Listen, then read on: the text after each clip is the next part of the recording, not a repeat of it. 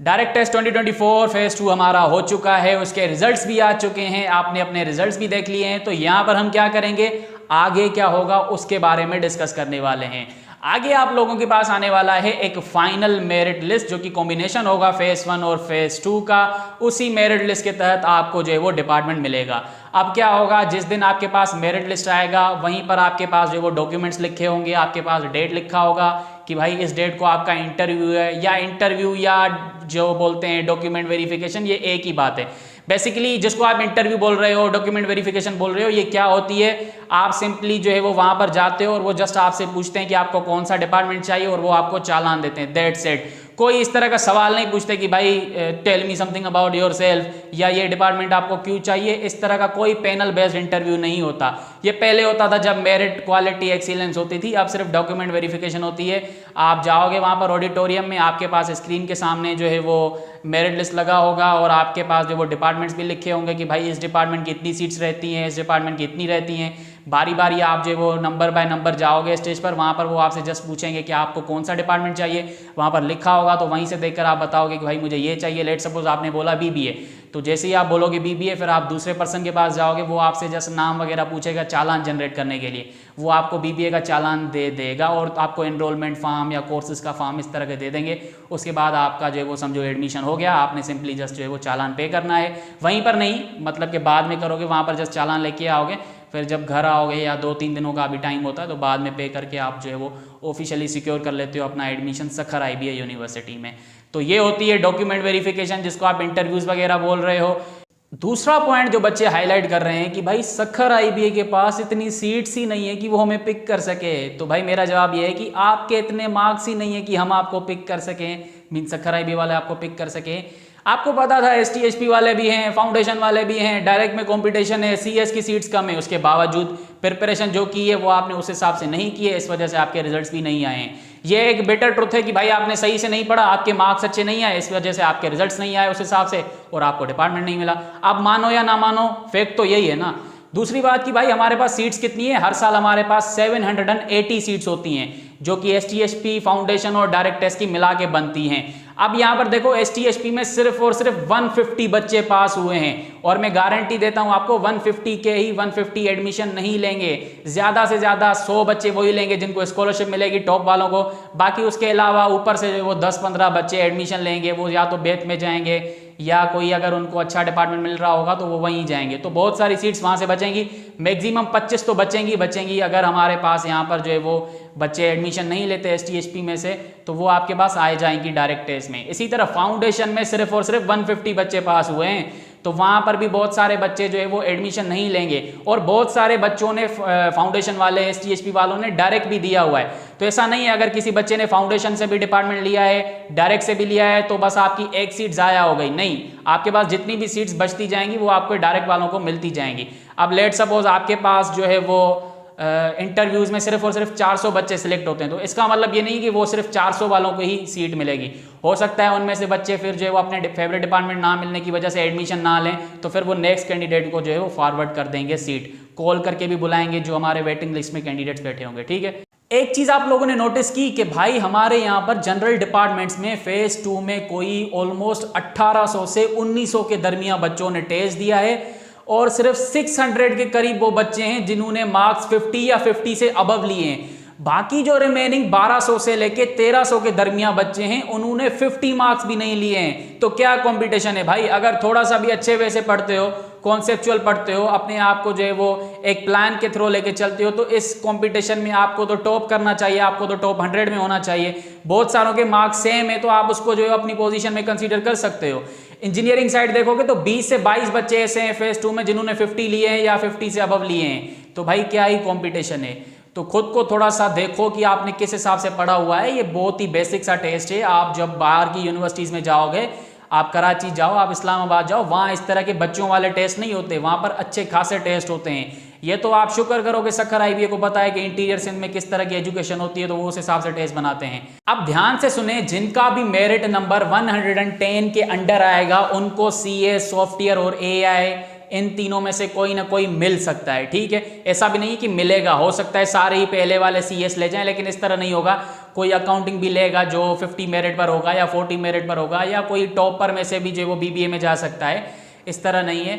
आप उम्मीद रख सकते हो कि भाई अगर आपका मेरिट नंबर 110 या इवन 120 के अंडर है तो आप सीए, सॉफ्टवेयर और एआई की उम्मीद रख सकते हो। अगर आपका मेरिट जो है वो 400 के अंडर है तो आपको अकाउंटिंग और बीबीए की उम्मीद रखनी चाहिए। बीएड तो वैसे ही मिल जाएगा।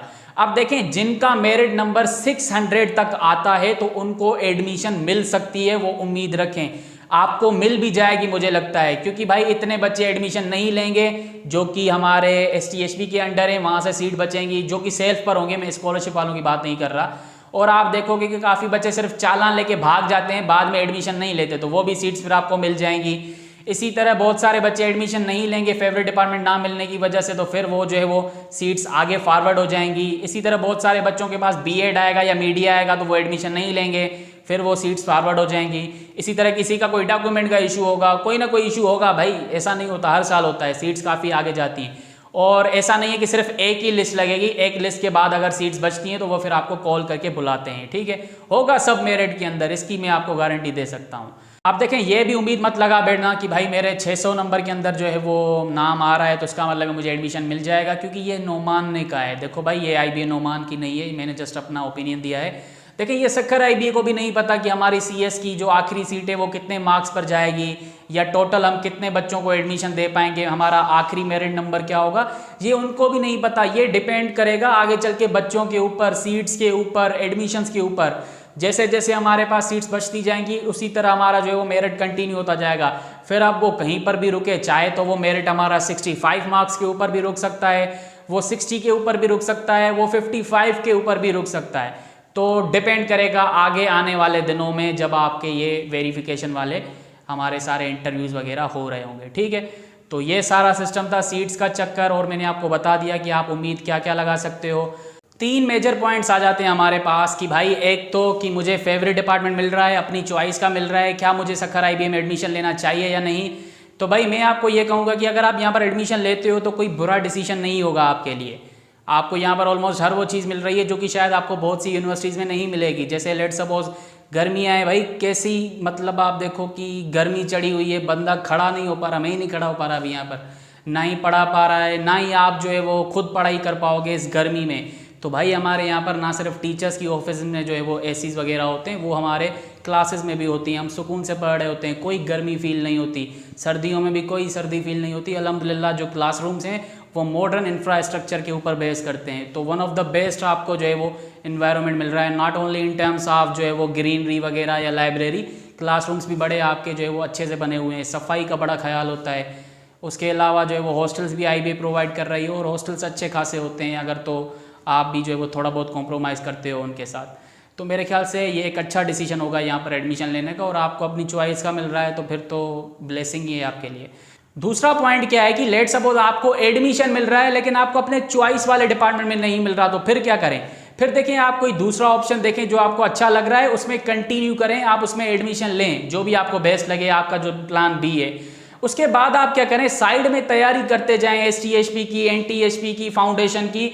फिर जब उनके टेस्ट आए आप उनका टेस्ट दो। लेट सपोज आप किसी में हो रहे हो पास, तो फिर आप वहां पर सोच सकते हो कि भाई मैं अपना ईयर ज़ाया कर सकता हूं क्योंकि मुझे जो है वो अपना फेवरेट डिपार्टमेंट नहीं मिला, मैं सिलेक्ट भी हो गया हूं तो वहां पर चला जाता हूं। तो फिर इससे क्या होगा कि आपके पास कोई रिस्क नहीं है। अगर आपका वहां पर सिलेक्शन हो जाता है तभी आप जो है वो अपना ये साल ज़ाया करोगे। अगर आपका वहां पर सिलेक्शन लेट सपोज नहीं होता, ना एसटीएचपी में होता है, ना फाउंडेशन में होता है, ना जो है वो एनटीएचपी में होता है, अगर तो सक्कर आईबीए एनटीएचपी अनाउंस करती है, तो फिर आप जो है वो अपने डिपार्टमेंट को कंटिन्यू करो, तो कोई रिस्क नहीं हुआ ना। ये होती है स्ट्रेटेजी। सपोज आपका एडमिशन हो ही नहीं रहा और आपने सोचा भी आईबीए ही है, तो भाई सिंपली एसटीएचपी, फाउंडेशन, एनटीएचपी का वेट करो, अभी से तैयारी स्टार्ट करो, खुद को डिजर्विंग बनाओगे तो आपको अपनी डिजायर वाला डिपार्टमेंट भी मिल जाएगा। तो ये थे वो 3 मेजर कंसर्न्स जो कि मैंने आपको बताया। काफ़ी बच्चे ऐसे भी हैं जो ड्रॉप सिस्टम के बारे में पूछते हैं, तो भाई मैं कहूँगा पढ़ने वाला बच्चा ड्रॉप नहीं होता, सीधी सी बात है। ड्रॉप का सिस्टम अब बहुत आसान हो चुका है, पॉलिसीज़ काफ़ी जो है वो स्ट्रिक्ट से अब जो है वो काफ़ी ईजी हुई हैं। तो इस तरह का कोई सीन नहीं है। अगर आप डेली बेसिस पर पढ़ते हो, कंसिस्टेंसी से पढ़ते हो, अपना 100% देते हो तो आप ड्रॉप नहीं होगे। कुकर प्रेशर बंदा हो जाता है कभी कभी, मैं खुद भी टेंशन में हो जाता हूँ कभी कभी जब पेपर अच्छा नहीं होता, आपका मार्क्स अच्छे नहीं आ रहे होते, तो इस तरह की चीज़ें हर जगह होती हैं। बाकी ये डरने वाली बात नहीं है कि आप IBA में आओगे तो पहले सेमेस्टर में ड्रॉप हो जाओगे। ड्रॉप वही होता है जो नहीं पढ़ता, सीधी सी बात है। एक और चीज़ भाई, सोच समझ के अपना डिपार्टमेंट चूज करना, क्योंकि यही डिपार्टमेंट आपकी जो है वो लाइफ बनाएगा, यही आपका बेस रखेगा आपकी सक्सेस का। क्योंकि आगे चल के आप कुछ भी करोगे, आप अपनी इस 4 साल की डिग्री के बेस के ऊपर ही करोगे। अगर तो एजुकेशनल फील्ड में हो या इवन कोई बिजनेस साइड भी जाओगे, तो सोच समझ के डिपार्टमेंट चूज करना, अपनी हेल्थ को भी मद्देनजर रखना। कभी कभी क्या होता है, आपकी हेल्थ इस हिसाब से नहीं होती कि आप जो वो सारा दिन कंप्यूटर पर बैठ पाएँ या जो वो स्टडी टफ लेवल वाली कर पाएँ। तो अपनी हेल्थ को लाजमी जो है वो अपने माइंड में रखना कि मैं किस लेवल की स्टडी कर सकता हूँ, कितनी कर सकता हूँ, क्योंकि यहाँ पर प्रेशर होता है, सारा दिन आपको पढ़ना होता है, 9 to 5 जॉब टाइप लग रहा होता है जब आप यहाँ पर आते हो। तो थोड़ा बहुत सोच समझ के आना, स्टडी करके आना। ये हाइप में मत पढ़ो कि सारा CS में जो है वो सिस्टम पढ़ा है या सारी जॉब CS में है। To be very honest, job किसी भी डिपार्टमेंट में नहीं है, चाहे आप ये बात किसी से भी पूछो। जॉब वगैरह नहीं है, कोई प्लेटफॉर्म नहीं है। आपको खुद को खुद बनाना है, खुद की वैल्यू बनाकर, खुद को ब्रांड बनाकर, खुद को फेमस करके आप जो है वो अपना नाम बनाकर कहीं से जो है वो अपनी अर्निंग कर सकते हो। अदरवाइज़ आपको इस मुल्क में अब कोई जॉब वगैरह नहीं मिलने वाली। तो उसी डिपार्टमेंट में आओ जिसमें आप अपना नाम बना सकते हो, आप काम अच्छा कर सकते हो, आपको अच्छी स्किल्स मिल सकती हैं। और अगर आप ये काम करते हो तो फिर आप चाहे B.Ed में भी आते हो ना, तो मैं आपको गारंटी देता हूँ आपको सक्सेस उस हिसाब से मिलेगी जिस तरह की आपने एक्सपेक्ट की हुई है। तो मैं यही कहूँगा, best of luck to all of you. STSP NTSP के बारे में आगे बात करेंगे अगले वीडियोज़ में, क्योंकि अभी उसकी दुकान सब लोगों ने खोल ली है। अभी ये डायरेक्ट का तो तमाशा यार ख़त्म होने दो, बाद में देखेंगे ना NTSP STSP फाउंडेशन क्या होती है। अभी से ही हर कोई STSP NTSP में लगा हुआ है, जबकि ये ख़त्म ही नहीं हुआ, जबकि ये अभी पूरा ही नहीं हुआ प्रोसेस। हो सकता है इसी में ही आपका जो वो भला हो जाए। एक और चीज़ भी याद रखो, जो होता है भले के लिए होता है, अच्छे के लिए होता है। हो सकता है आपका जो है वो नाम NTSP में लिखा हो या STSP में लिखा हो या फाउंडेशन में लिखा हो, या जो आप डिपार्टमेंट सोच रहे हो वो आपके लिए अच्छा ना हो। तो थोड़ा सा सोचो, थोड़ा सा मैच्योर बनो। बाकी इंशाल्लाह जो भी वहाँ पर आएगा सखर IBA में, उनसे मुलाकात ज़रूर होगी। आज के वीडियो में इतना ही। अल्लाह हाफ़िज़।